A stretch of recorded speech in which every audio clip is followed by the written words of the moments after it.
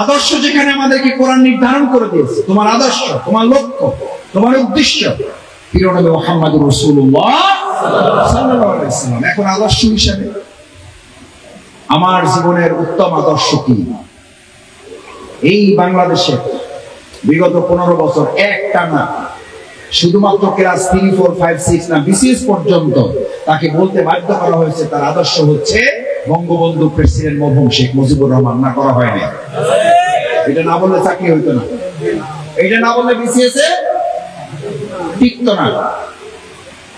ওর BCS হয়েছে, ওর ইমান থাকছে না। জিজ্ঞেস করা হয়েছে তোমার জীবনে আদর্শ মানুষের নাম বলো, জিজ্ঞেস করা হয়েছে না হয় নাই? সে আদর্শ মানুষের নাম কি বলছে?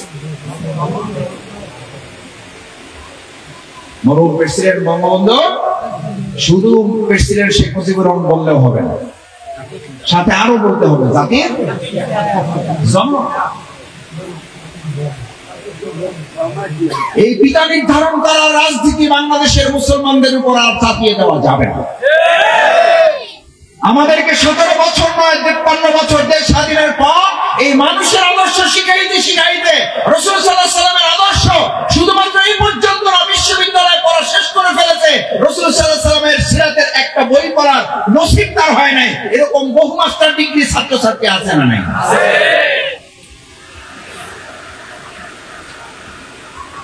আজকে এখানে যদি জিজ্ঞেস করে আপনাদেরকে সময় নষ্ট করবো না, হাত জায়গায় বলবো, বলেন প্রিয় নবী মুহাম্মদুর রাসূলুল্লাহ সাল্লাল্লাহু আলাইহি ওয়াসাল্লামের জন্ম তারিখ কবে বলার দরকার নেই। যদি জিজ্ঞেস করি মুহাম্মদুর রাসূলুল্লাহ সাল্লাল্লাহু আলাইহি ওয়াসাল্লামের মায়ের নাম বলেন, রাসূল করিম সাল্লাল্লাহু আলাইহি ওয়াসাল্লামের বাবার নাম বলেন। যদি জিজ্ঞেস করি মুহাম্মদুর রাসূলুল্লাহ সাল্লাল্লাহু আলাইহি ওয়াসাল্লাম কত সালের কত তারিখে ইন্তেকাল করেছেন বলেন। যদি জিজ্ঞেস করি মুহাম্মদুর রাসূলুল্লাহ সাল্লাল্লাহু আলাইহি ওয়াসাল্লামের জীবনে কতগুলো যুদ্ধ করছেন, ওই যে ভাই যুদ্ধ কি এগুলো বলেন, এগুলো তো প্রসঙ্গিক। রাসূল সাল্লাল্লাহু আলাইহি ওয়াসাল্লাম নামাজ পড়ছেন, যুদ্ধ তো করেন নাই। দুই একটা করছে একেবারে বাধ্য হয়ে, দুই একটা করছে বাধ্য হইয়া, খেলায় পড়ে করছে। এমপি হওয়ার জন্য, মন্ত্রী হওয়ার জন্য, ক্ষমতা দখলের জন্য, আল্লাহর জমিনে আল্লাহর দ্বীন প্রতিষ্ঠা করার জন্য রাসূল করিম সাল্লাল্লাহু আলাইহি ওয়াসাল্লাম নিজে 27টা যুদ্ধের নেতৃত্ব দিয়েছেন। আপনি কাল কিয়ামতের দিনে সেই রাসূলের সুপারিশ আশা করেন, আপনি কতটা যুদ্ধে অংশগ্রহণ করেছেন এটা আপনার বিবেকের কাছে প্রশ্ন করতে হবে।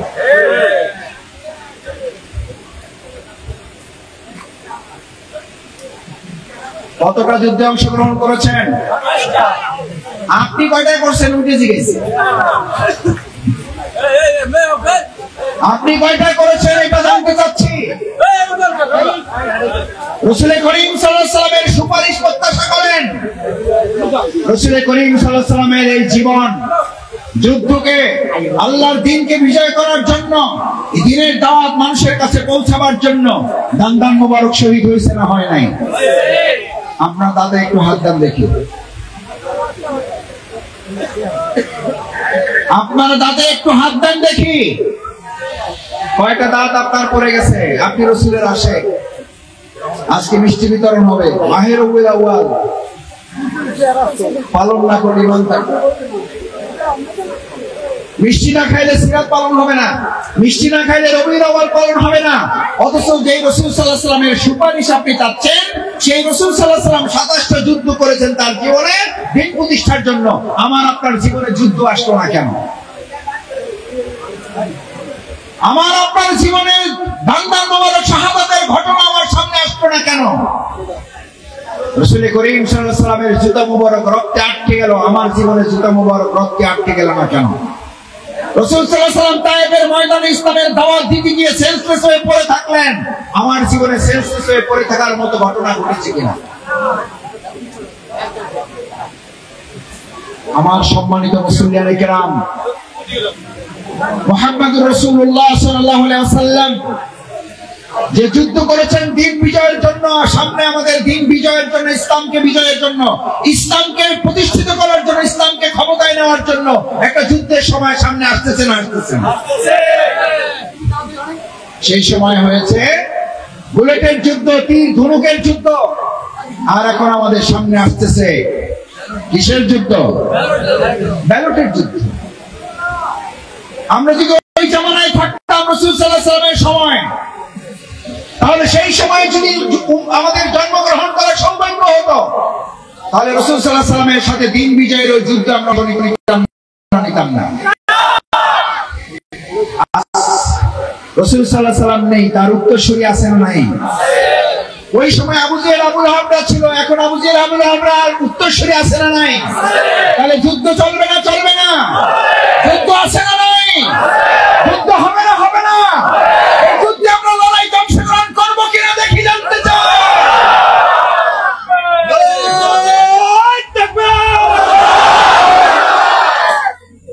এই যুদ্ধ কি?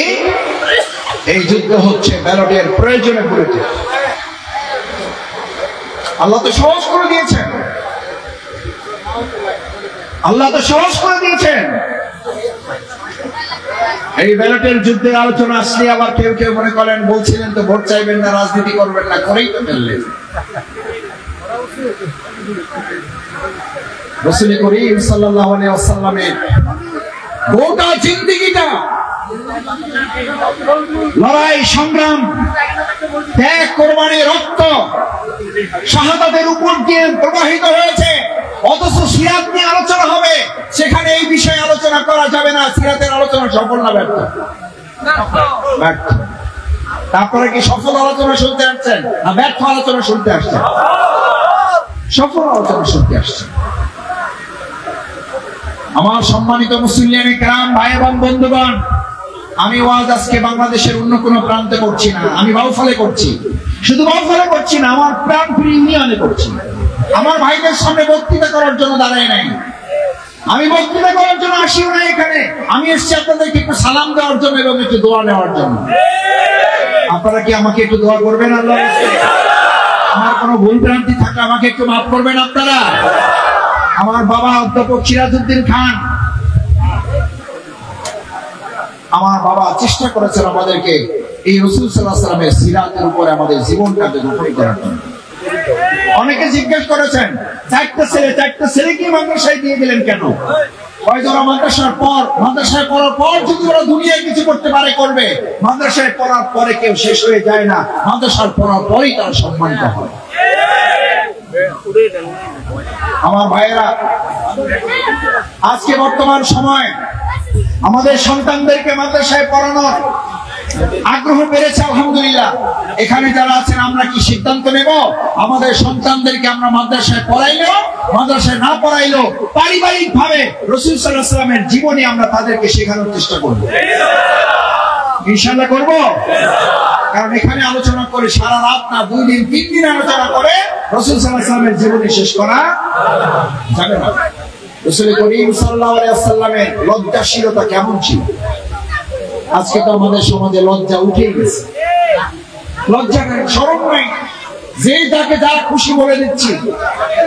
অথচ মুহাম্মদুর রাসূলুল্লাহ সাল্লাল্লাহু আলাইহি ওয়াসাল্লাম যখন পাথর বহন করতেছেন লোকেরা, রাসূল সাল্লাল্লাহু আলাইহি ওয়াসাল্লাম পাথর বহন করার জন্য তার পরনের যে লুঙ্গি, সে সময় লোকেরা তো ম্যাক্সিমাম উলঙ্গ অবস্থায় কাজবাজ করত। রাসূল সাল্লাল্লাহু আলাইহি ওয়াসাল্লাম হাঁটুর উপরে কাপড় উঠাতে চাইতেন না। রাসূল সাল্লাল্লাহু আলাইহি ওয়াসাল্লামের কেউ জোর করে তার পরনের কাপড় খুলে মাথায় দিয়ে দিয়েছে, বলছে যে তোমার তো ঈদ বহন করতে মাথায় লাগতেছে, তুমি পরনের কাপড়টা কি করো? মাথায় বাঁধো। পরনের কাপড়টা মাথায় বাঁধার সাথে সাথে আমার নবী, প্রিয় নবী মুহাম্মদ রাসূলুল্লাহ সাল্লাল্লাহু আলাইহি ওয়াসাল্লাম বেহুশ হয়ে পড়ে গেলেন। বেহুশ হয়ে পড়ে গেলেন। ডাক্তার, কবিরাজ তৎকালীন সময় যা পাওয়া যায় সব নিয়ে আসা হয়েছে, কেউ মুহাম্মদ রাসূলুল্লাহ সাল্লাল্লাহু আলাইহি ওয়াসাল্লামের সেন্স ফিরাইতে পারতেছেন না। মহান আল্লাহ সুবহানাহু ওয়া তাআলা মানুষ রূপে জিবরাইল আমিনকে পাঠিয়ে দিলেন, এদেরকে গিয়ে বলো, গোটা দুনিয়ার চিকিৎসা ব্যবস্থাকে যদি পাঠায় বাইরে তাকে খাওয়ানো হয়, তাতে তার সেন্স ফিরবে না। তাকে সেন্স ফিরাইতে হইলে তার মাথার কাপড় তার পরনে পরাইয়া দাও, তার সেন্স চলে আসবে। আল হায়াউ শু'বাতুন মিনাল ঈমান। লজ্জা থাকতে হবে। আমি একজনকে কটু কথা বলবো, আমার লজ্জা থাকতে হবে, আমার শরম থাকতে হবে। আজকে বলা হয় লজ্জা শরম তো বহু আগে মারাই গেছে, লজ্জা শরমের মা এখন পৃথিবী থেকে বিদায় নিয়ে গেছে। অথচ লজ্জা শরম বলা হয়েছে ঈমানের শাখা। রাসূল করিম সাল্লাল্লাহু আলাইহি সাল্লাম সবাইকে নিয়ে কিভাবে চলতেন আদর্শ দেখেন। কাবার পাথর নির্মাণ করা হবে, পাথর রাখা হবে। পাথর রাখার সিদ্ধান্ত হয়েছে, মর্যাদাপূর্ণ পাথর সমস্ত গোত্রের লোকেরা রাখতে চায়। সবাইকে নিয়ে চলা, সবাইকে নিয়ে চলতে হবে। অমুকের পছন্দ হয় না, আপনি এলাকায় থাকবেন না। কালকে অমুকের দলে গেছিলেন কেন? আপনি আমার বাড়িতে থাকতে পারবেন না, আমার এলাকায় ঢুকতে পারবেন না। এই কথা বলার লোক আমাদের এলাকায় আছে না নাই? মুহাম্মদ রাসূলুল্লাহ সাল্লাল্লাহু আলাইহি ওয়াসাল্লামের উম্মত যদি হয়ে থাকি, আপনি আপনার মত পছন্দ হইতেও পারে, নাও হইতে পারে।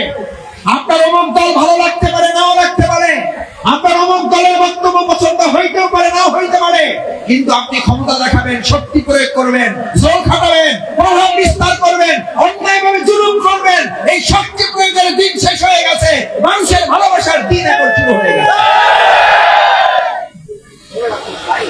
আমি মাঝে মাঝে শুনতে পাই আমার নতুন গ্রামে ওনাকে কেউ কেউ মোবাইলে হুমকি দেয়, মোবাইলে ধমক দেয়, মোবাইলে মেসেজ দেয়, তোমাকে দেখে নেওয়া হবে, তুমি অমুক জায়গায় গেছিলা, তুমি এই এলাকায় ঢুকতে পারবে না, তুমি অমুকের সাথে মিটিং এ ছিলা। অথচ রাসূল করিম সাল্লাল্লাহু আলাইহি ওয়াসাল্লাম সকল গোত্রপতিকে নিয়ে এসে বললেন, কাপড়ের মধ্যে পাথরটা তোলো, সবাই মিলে কাপড়ের চার কোণ ধরো, আমরা সবাইকে নিয়ে এই এলাকায় চলতে চাই। রাসূল সাল্লাল্লাহু আলাইহি ওয়াসাল্লামের সিরাতের একটা শিক্ষা নিয়ে যান। আমরা আমাদের প্রিয় মদনপুরা, আমাদের প্রিয় বংশাল আমাদেরকে গালাগালি করলে আমরা গলাগলি করে কোলাকুলির মাধ্যমে সবাই কানে কাঁধ মিলিয়ে আমরা বংশালে চলবো ইনশাআল্লাহ। এটা কার সুন্নাহ? এটা কার সিরাত? রাসূলের সিরাত। সবাইকে নিয়ে চলতে হবে। সবাই মিলে বাংলাদেশ, সবাই মিলে বংশাল, সবাই মিলে মদনপুরা, পারবো ইনশাআল্লাহ। আপনি ধমক দিচ্ছেন কাকে? আমি কাকে ধমক দিচ্ছি? আপনার মতো এরকম বহু ধমক দেওয়ার লোক এখন কবরে হাড্ডি গুড্ডি খুঁজে পাওয়া যাবে না। আপনার মতো এরকম বহু, আমার মতো এরকম বহু ধমক দেওয়ার লোক বর্ষার মধ্যে মারা গেলে তারপরে হাঁটুর সমান পানির মধ্যে তাকে রেখে দিয়ে আসা হচ্ছে। যদি বেশি অহংকার তৈরি হয় কবরের কাছে যাবেন। বেশি যদি ধমক দিতে ইচ্ছা করে গভীর রাতে কবরের পাশ দিয়ে হাঁটবেন। আমার সম্মানিত এলাকাবাসী, আমার প্রিয় তরুণ এবং যুবকেরা, বেশি ক্ষমতা দেখাইতে যায় না। হযরত লোকমান আলাইহিস সালাম তার সন্তানকে উপদেশ দিতে গিয়ে বলেছিলেন, ওয়ালা তামশি ফিল আরদি মারহান, এই জমিনে অহংকার করে চলো না। তুমি যেই জমিনে অহংকার করে চলো, এই জমিনের উপরে এখন আছো, শ্বাসটা বন্ধ হয়ে গেলে একটু পরেই তোমাকে এই জমিনের নিচে চলে যেতে হবে। তোমার কত বড় স্পর্ধা, তুমি এই জমিনে অহংকার করে চলো। ইমাম গাজ্জালী রাহিমাহুল্লাহ তাই বলতেন, তুমি যখন এক পা মাটির উপরে দেবা, এই মাটি তোমাকে বলে আমার থেকে তোমার জন্ম, এটা মনে রাখো। গানে শোনা যায়, গানে শোনা যায়, মাটি কি বলে? মাটি কি বলে? আমার থেকে তোমার জন্ম। যখন এক পা আপনি ফেলেন, ওই এক পা তুলে আর এক পা যখন ফেলেন, এই মাটি আপনাকে বলে, আপনি শুনতে পান না, এই মাটি আপনাকে বলে। প্রথমবার বলেছিল এই মাটি মনে রাখো আমার থেকে তোমার জন্ম। এবার আর এক পা যখন ফেলেন, তখন এই মাটি আপনাকে বলে খুব দ্রুত তোমাকে আমার নিচে আসতে হবে। কিসের অহংকার, কিসের দিমাগ? রাসূল করিম সাল্লাল্লাহু আলাইহি ওয়াসাল্লাম সাহাবীর কবর, সাহাবীর কফিন কবরের মধ্যে রেখেছেন। বলছেন আমার সবচেয়ে ভয় হয় এই কবর যদি তাকে মাফ না করে, আল্লাহ যদি তাকে না মাফ করেন, তাহলে কবরে রাখার পর কবর তাকে এমন চাপ দেবে, ডান পাশ থেকে চাপ দেবে, বাম পাশের হাত ডান পাশে চলে আসবে, এমন চাপ দেবে ডান পাশের হাত বাম পাশে চলে যাবে, অথচ এখান থেকে তাকে কেউ রক্ষা করার থাকবে না। সেই মাটিতে আপনি অহংকার করেন,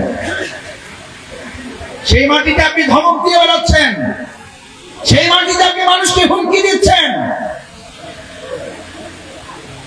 আল্লাহ আমাদের সবাইকে হেদায়েত দান করুন। আমাদের সেই ধর্মকলা ভাইদের জন্য, ব্যক্তিদের জন্য আমরা দোয়া করি, আল্লাহ ওই ভাইদেরকে আপনি সিরাতের বুঝ দান করেন। রাসূল করিম সাল্লাল্লাহু আলাইহি সাল্লাম শুধুমাত্র মুসলিম ভাই বোনদের প্রতি, আমরা তো মুসলিম, রাসূল সাল্লাল্লাহু আলাইহি সাল্লাম এক বেদুইন রাসূল সাল্লাল্লাহু আলাইহি সাল্লাম এরকম মসজিদে নববীতে বসে আলাপ আলোচনা করতেছেন। আলোচনা শুনতে শুনতে এমন মন তৈরি হয়ে গেছে, এমন মনোযোগ দিয়ে দিছে, এই যে বাথরুমে লাগছে, বাথরুমের কথা মনে নেই, বাথরুম মানে প্রস্রাব লাগছে, আর সেটা মসজিদের পবিত্রতা সম্পর্কে, যেহেতু ইসলাম সম্পর্কে তার ধারণা নাই, তার ধারণা নাই মসজিদের পবিত্রতা সম্পর্কে। ওখানে দাঁড়াই এই মসজিদের নববী ওই চত্বরে সে কি করে ফেলছে, রাসূল করিম সাল্লাল্লাহু আলাইহি সাল্লামের সামনে বসা ছিল জবরদস্ত সাহাবী হযরত আবু বকর ওমর রাদিয়াল্লাহু তাআলা।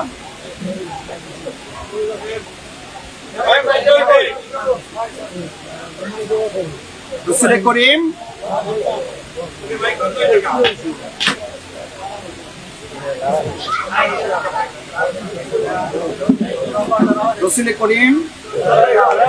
সাল্লাল্লাহু আলাইহি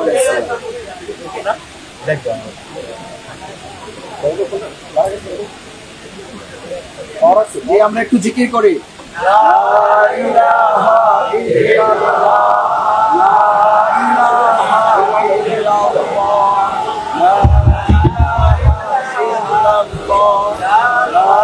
ইলাহা ইল্লাল্লাহ, লা ইলাহা ইল্লাল্লাহ, লা ইলাহা ইল্লাল্লাহ, লা ইলাহা ইল্লাল্লাহ, মুহাম্মাদুর রাসূলুল্লাহ সাল্লাল্লাহু আলাইহি ওয়াসাল্লাম। রাসূল করিম সাল্লাল্লাহু আলাইহি ওয়াসাল্লামের সামনে বসা ছিল জবরদস্ত সাহাবী হযরত আবু বকর, ওমর, মর্যাদাবান সাহাবীরা বসে আছে। ওমরের রাদিয়াল্লাহু তাআলা মেজাজ সম্পর্কে তো জানেন। আরো একজন সাহাবী সঙ্গে এসে লোকটার কলার ধরে রাসূল করিম সাল্লাল্লাহু আলাইহি ওয়াসাল্লামের কাছে নিয়ে হাজির করলেন, ইয়া রাসূলুল্লাহ, ইয়া রাসূলুল্লাহ।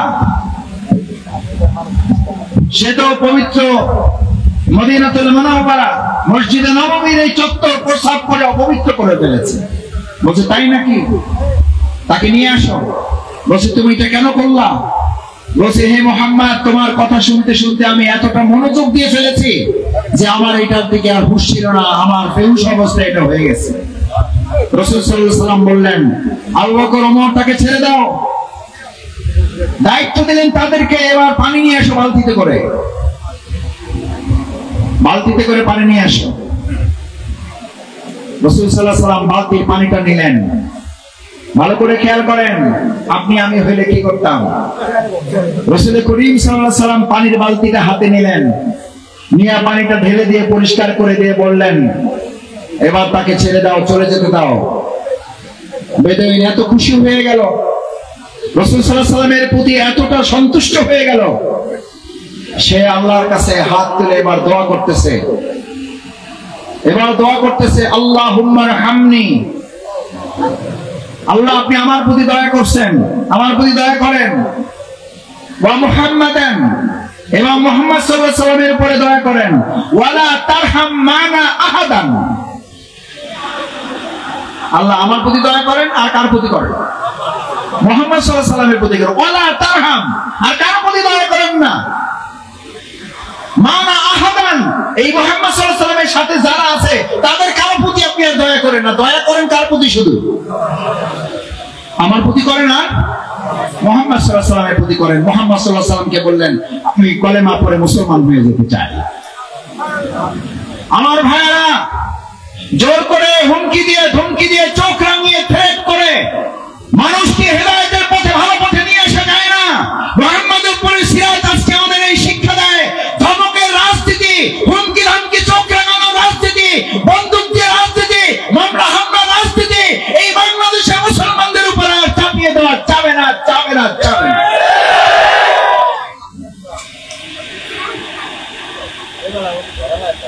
আমরা বাউফলে কি ধমক দিয়ে আমরা কাজ করবো, না ভালোবাসা দিয়ে?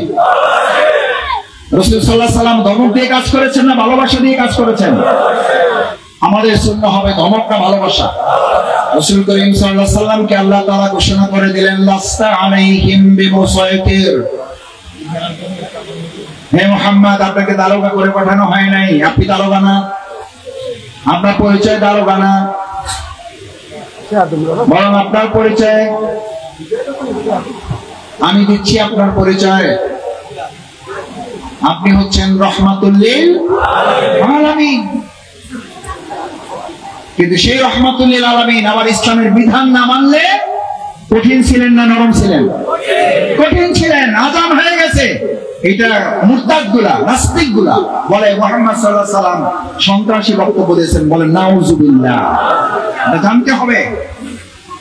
রাসূল সাল্লাল্লাহু আলাইহি সাল্লাম খালি নরম ছিলেন এটা মনে করলে হবে না। তিনি নরমের জায়গায় নরম ছিলেন, গরমের জায়গায় গরম ছিলেন। সেজন্য কোরআন নাযিল করে আল্লাহ তাআলা তার সম্পর্কে পরিচয় দিচ্ছেন, আশিদ্দাউ আলাল কুফফারি রুহামাউ বাইনাহুম। সুবহানাল্লাহ।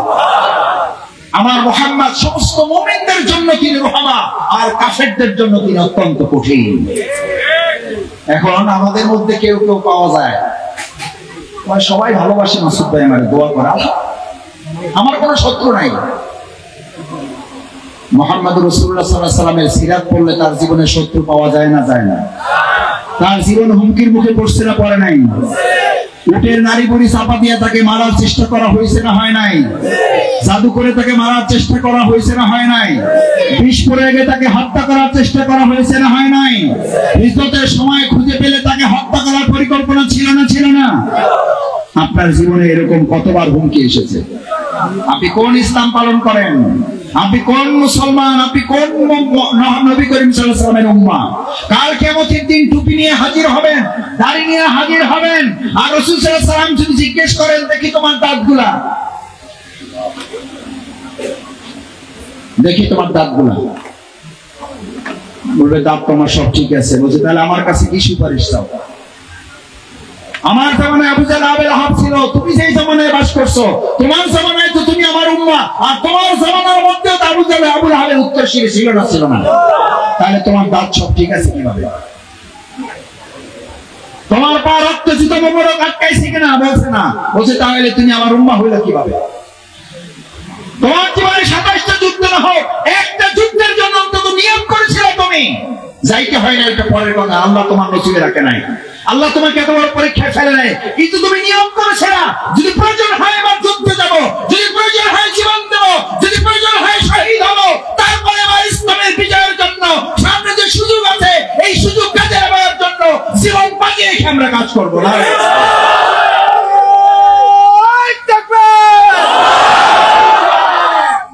আমার ভাইয়েরা, এটা সিরাত। 27টা যুদ্ধ করলেন রাসূল সাল্লাল্লাহু আলাইহি ওয়াসাল্লাম, আর আপনি টুপি আর দাড়ি আর মিষ্টি খাইয়ে সুন্নাত শেষ করে দিলেন।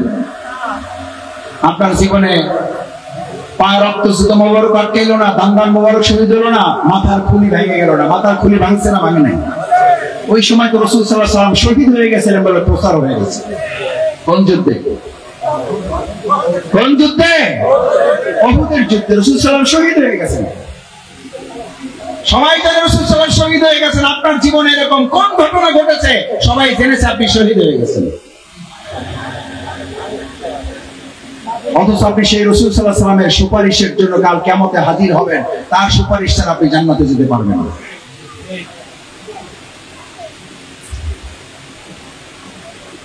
সবাই ইয়া নাফসি ইয়া নাফসি বলবে, ইয়া নাফসি ইয়া নাফসি। হযরত ইব্রাহিম আলাইহিস সালাম ইয়া নাফসি ইয়া নাফসি, হযরত মুসা আলাইহিস সালাম ইয়া নাফসি ইয়া নাফসি, হযরত ঈসা আলাইহিস সালাম ইয়া নাফসি ইয়া নাফসি, হযরত মুসা আলাইহিস সালাম ইয়া নাফসি ইয়া নাফসি,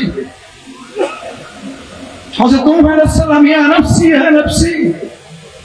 মানুষকে জিজ্ঞেস করবে, আপনি ইব্রাহিম না?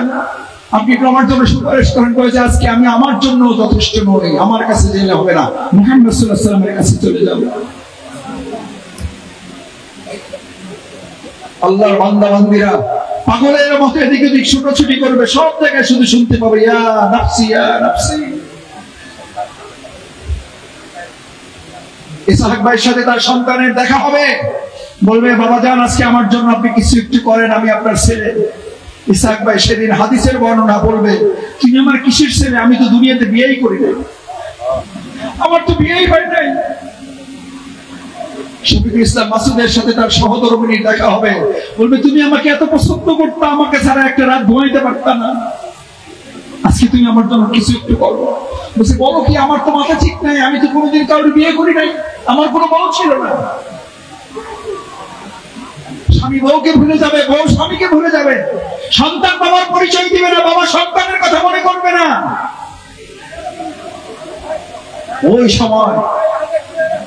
ওই সময় ময়দানের এক কোণা থেকে একটা আওয়াজ, একটা শব্দ বিপদগ্রস্ত এই বান্দা বান্দির কানে চলে আসবে, ইয়া নাফসি ইয়া উম্মতি, ইয়া নাফসি ইয়া উম্মতি, ইয়া উম্মতি, আল্লাহ আমাকে বাঁচান এবং আমার উম্মতকে বাঁচান। লোকেরা দলে দলে সেখানে চলে যাবে। কে বলতেছে ইয়া উম্মতি? উম্মার কথা কে চিন্তা করতেছে? একজন। কে আছে? সবাই দৌড়ে যাবে, গিয়ে দেখবে সে হচ্ছে আমাদের প্রিয় নবী মুহাম্মদ হযরত মুস্তাফা মুহাম্মদুর রাসূলুল্লাহ সাল্লাল্লাহু আলাইহি ওয়াসাল্লাম।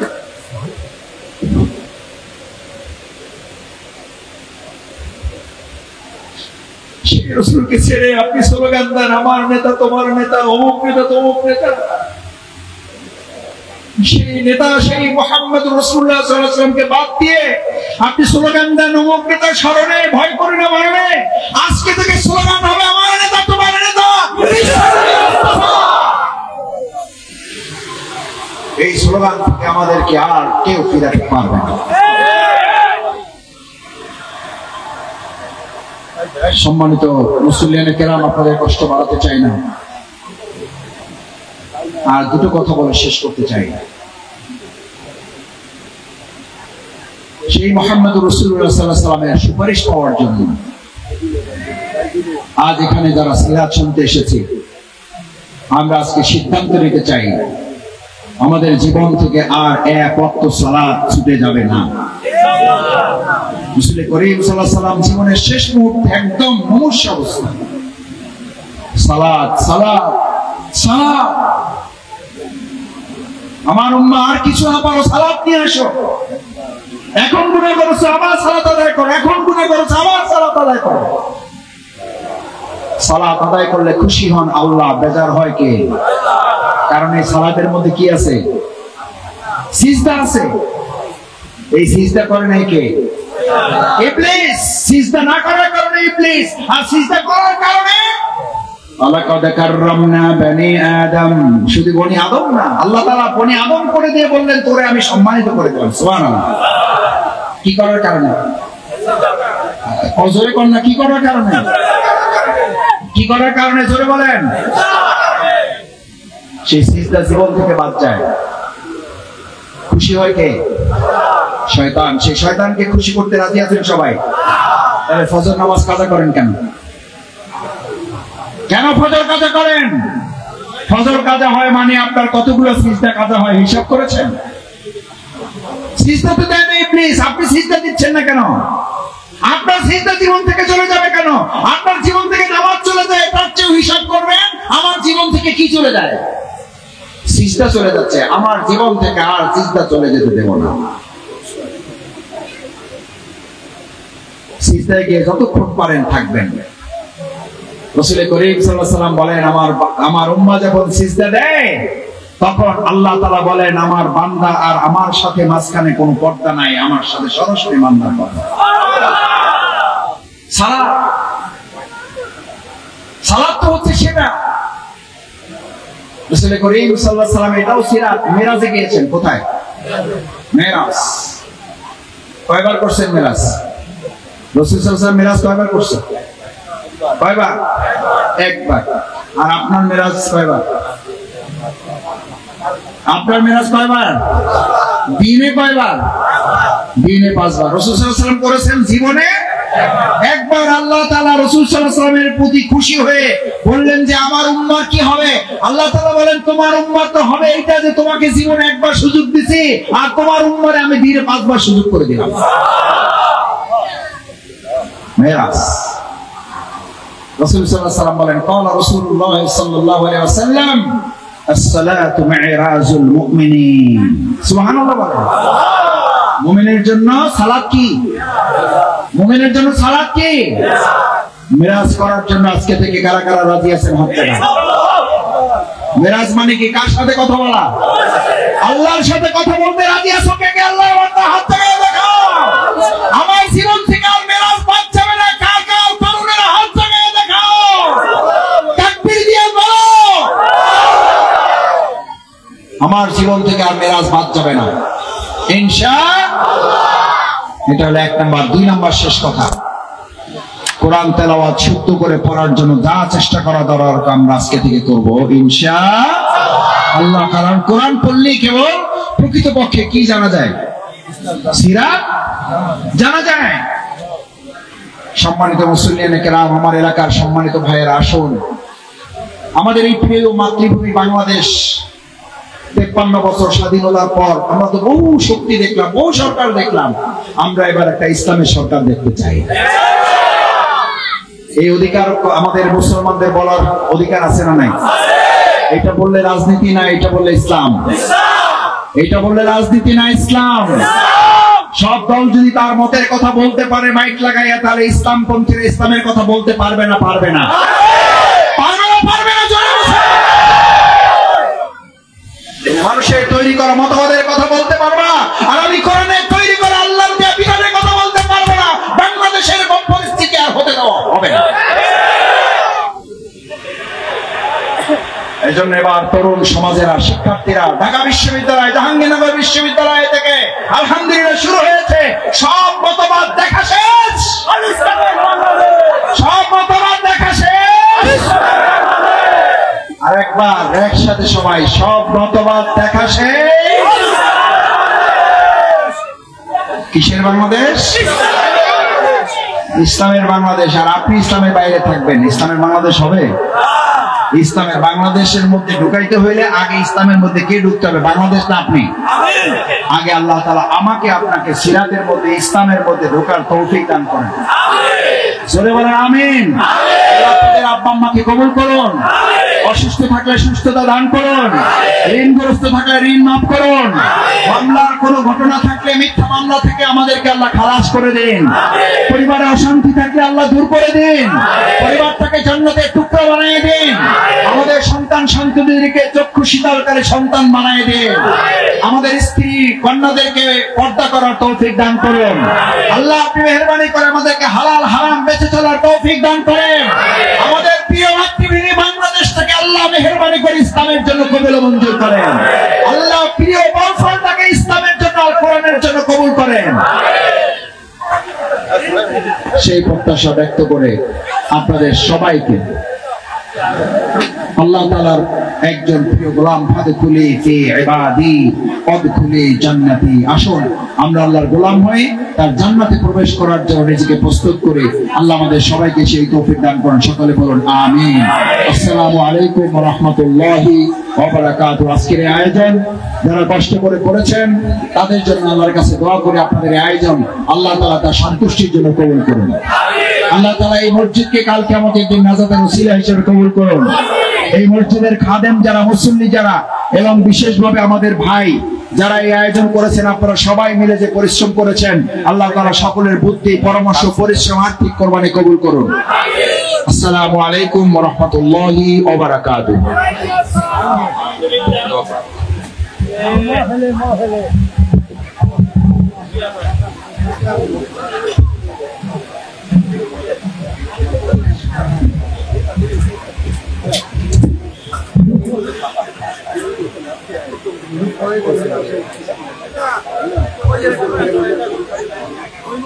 কিন্তু অনেক কোনো অবস্থা রাজা কি করবেন